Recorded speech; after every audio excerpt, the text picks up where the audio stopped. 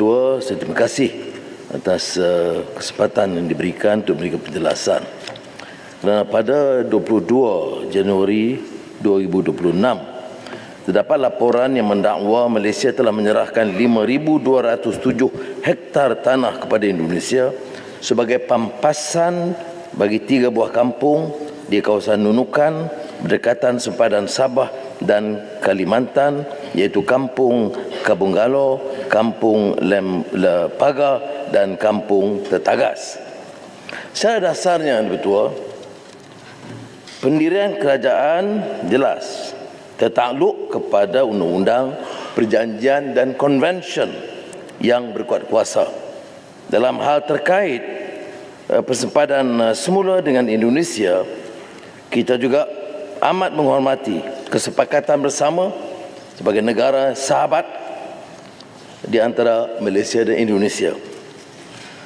Atas penentuan sempadan darat antara bangsa Malaysia dengan Republik Indonesia adalah berdasarkan 2 konvensyen dan 1 perjanjian. Untuk keseluruhan Sabah dan Sarawak, konvensyen persempadanan antara kerajaan British dan Belanda, Boundary Convention 1891.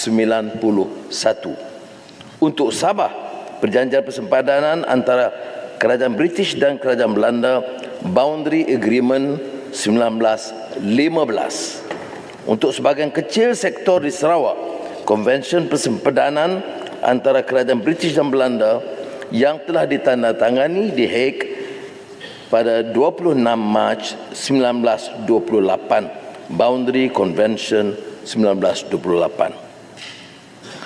Bagaimana penentuan jajaran persempadanan di kawasan Outstanding Boundary Problem OPB, Sungai Sinapat, Sungai Sesai yang menjadi isu ketika ini adalah berdasarkan kepada Boundary Convention 1891 dan Boundary Agreement 1915. Prinsip terkandung, kalau lihat peta, itu kawasan yang daripada awal hak Indonesia, tetapi oleh kerana peta itu belum dimuktamadkan, kita tidak bersetuju. Tapi selama ini sejak 1915 itu tidak dipertikai oleh semua kerajaan Inggeris dan kerajaan Malaysia sejak 1915. Ini yang dikatakan, walaupun pada faktanya tidak dimuktamadkan kerana perjanjian itu tidak ditandatangani, walaupun ia menjadi milik dan di bawah pengelolaan kerajaan Indonesia. Sempadan di kawasan OPB berdasarkan prinsip yang terkandung, sekali lagi saya tegaskan, pada perjanjian 1915, iaitu 780 hektar jadi milik Malaysia, tetapi 780 hektar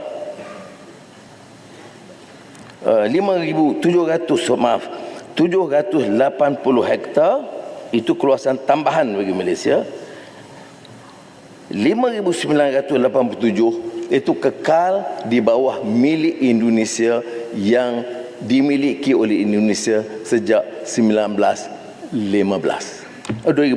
sorry. 1915, ya. Jadi sebahagian kecil dari 3 kampung yang dikenali sebagai Kampung Kabunggalo, Kampung Lepaga, Kampung Tetagas dengan sendirinya termasuk ke kawasan Malaysia sebelah di atas itu. Jadi 3 itu dimasuk ke Sabah. Dakwaan berkenaan Malaysia menyerah seluas 5,207 hektar kepada Indonesia sebagai pampasan bagi 3 buah kampung di kawasan Nunukan adalah tidak benar dan penipuan, kalaupun tidak niat jahat sama sekali.